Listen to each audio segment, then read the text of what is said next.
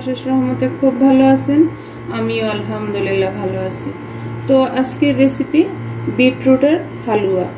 তো বিটরুট হালুয়া বানানোর জন্য প্রথমে আমি এখানে কোয়ার্টার কাপ সুজি নিয়ে নিলাম। বিসমিল্লাহির রহমানির রহিম।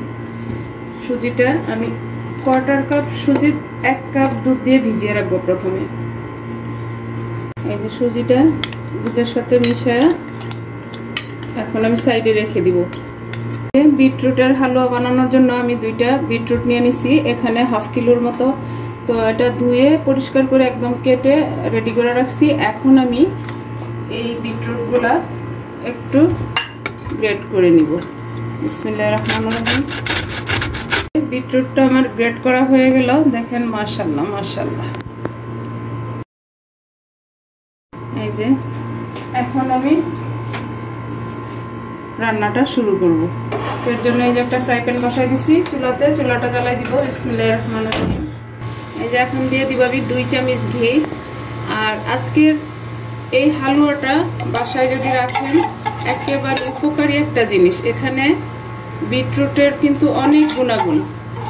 ঘিটা গরম হয়ে গেছে, এখন এই পর্যায়ে আমি বিটরুটটা দিয়ে দিব। বিসমিল্লাহির রহমানির রহিম। প্রথমে ঘিয়ের মধ্যে একটু ভেজে নিব বিটরুটটাকে।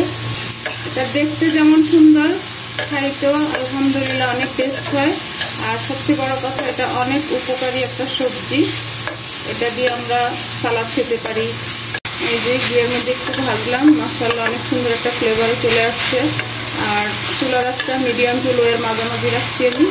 যখন এইভাবে আপনারা হালুয়াটা বানাবেন তখন চুলার আঁচটা হাই ফ্লেম করতে যাবেন না, মিডিয়াম টু লো এর মাঝামাঝি রেখে কিন্তু হালুয়াটা বানাই নেবেন। এখন এই পর্যায়ে দিয়ে দিব আমি সুজিগুলো। এই যে সুজিটা দিয়ে দিলাম। এখন এই সুজিটা বিটরুটের সাথে ভালোভাবে মিশাই নিব। দেখেন কালারটা কত সুন্দর চলে আসছে। এইভাবে যদি বানায়া মেহমানদারিতে রাখতে পারেন তাহলে মানে কালার দেখেই সবাই খুশি হয়ে যাবে।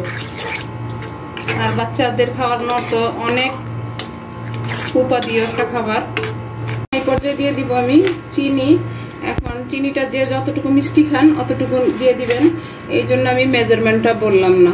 আর এখানে কিন্তু আপনারা চাইলে বাদাম দিতে পারেন, তারপর কিশমিশ দিতে পারেন, কিন্তু আমি কোনোটাই দিব না। আমার ছেলে মেয়েরা বাদাম কিশমিশ কোনোটাই পছন্দ করে না। দিব শুধু একটু এলাচ। এই হালুয়ার কালার দেখে কিন্তু প্রেমে পড়ে যাবে সবাই, যে এত সুন্দর একটা হালুয়া। যে না খায় সেও একবার চেখে দেখার চেষ্টা করবে।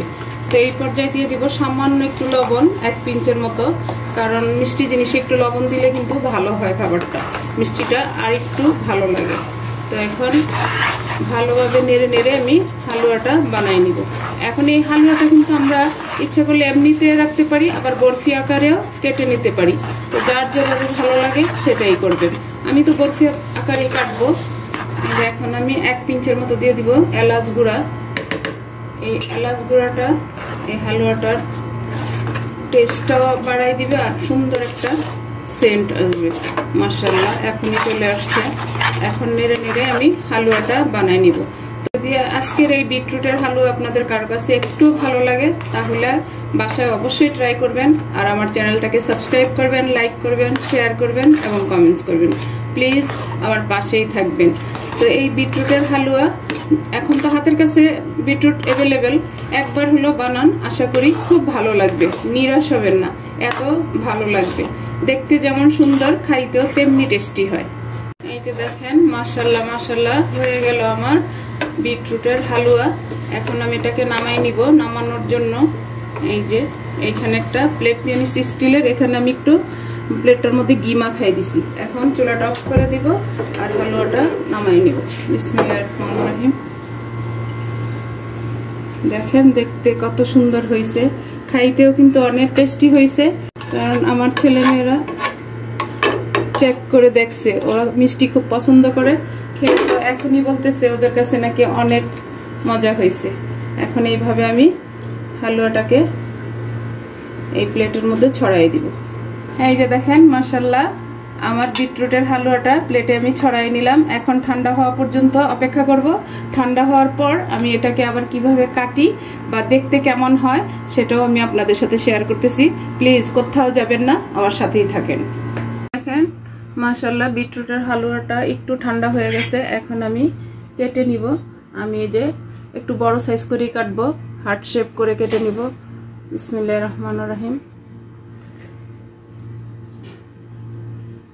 এই যে প্রথমে কাটবো, তারপর উঠায় নিব আর কি। দেখতেও সুন্দর, খাইতেও টেস্টি হবে। দেখেন আমি উঠায় নিলাম, মাশাআল্লাহ নিয়ে নিলাম। এখন এখানে সাজানোর জন্য কিন্তু আমরা একটা কাজু বাদাম দিয়ে দিতে পারি। এই যে এইভাবে আমি সবগুলি বিটরুটের হালুয়া উঠায় নেই, উঠায় সার্ভ করে আবার আমি আপনাদের সাথে শেয়ার করতেছি যে আজকে আমার বিটরুট হালুয়াটা কেমন হয়েছে।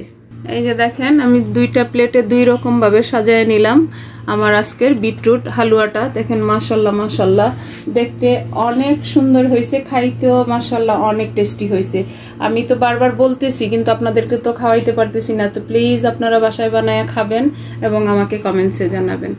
একেবারে অল্প সময় অল্প উপকরণের মধ্যে কিন্তু এত সুন্দর একটা বিটরুটের হালুয়া হয়ে যায়। তো যাই হোক, আজকে আমার বিটরুট হালুয়া বানানো শেষ হয়ে গেল। আমি আপনাদের কাছ থেকে বিদায় নিব, আবার নতুন কোনো রেসিপি নিয়ে আসবো। আল্লাহ হাফেজ।